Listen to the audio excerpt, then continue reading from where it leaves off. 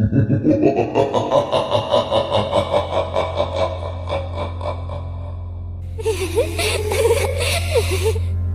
कहानी इंटरनेट की एक डरावनी अफवाह पर आधारित है जिसे रेड रूम के नाम से जाना जाता है। कहा जाता है कि रेड रूम केवल डार्क वेब पर पाया जा सकता है और वहां वो चीजें होती हैं जिन्हें बर्दाश्त कर पाना किसी के लिए भी मुश्किल होता है। इस रेड रूम के बारे में जो कोई भी सुने वह वहां जाने से पहले कई बार सोचता है।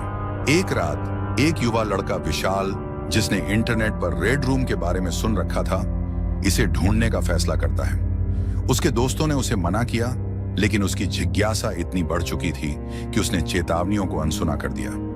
उसने डार्क वेब पर सर्च किया और एक लाल रंग का पॉपअप स्क्रीन पर दिखाई दिया जिस पर लिखा था, क्या तुम आगे बढ़ना चाहते हो?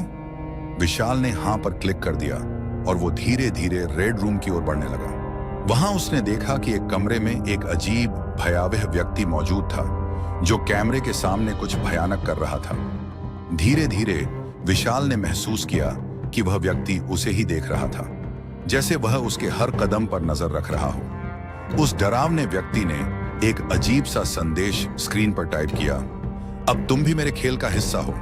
विशाल के चेहरे का रंग उड़ गया। उसने तुरंत कंप्यूटर बंद करने की कोशिश की, लेकिन वो सिस्टम उसके नियंत्रण में नहीं था। कुछ ही पल बाद उसके कंप्यूटर स्क्रीन पर एक खौफनाक चेहरा दिखाई दिया जो सीधे उसकी तरफ देख रहा था। अचानक उसके फोन पर एक अनजान नंबर से मैसेज आया, तुमने जो देखा उसके बारे में किसी से कुछ मत कहना, हम जानते हैं तुम कौन हो। इस घटना के बाद विशाल कुछ दिनों तक किसी से बात नहीं कर पाया। वह पूरी तरह से भयभीत था। एक हफ्ते बाद उसका एक दोस्त उससे मिलने उसके घर गया, लेकिन दरवाजा बंद था।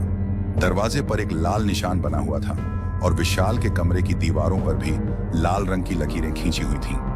विशाल कहीं नहीं मिला और उसका कंप्यूटर स्क्रीन हमेशा की तरह लाल चमकता रहा। कहा जाता है कि जो कोई भी रेड रूम का हिस्सा बनता है वो उस कमरे का एक हिस्सा बनकर रह जाता है।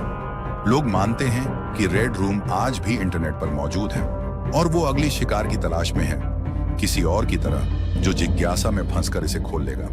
अगर आपको यह कहानी पसंद आई तो कृपया हमारे चैनल सोल्स वर्ल्ड्स को सब्सक्राइब करें। Thanks for watching.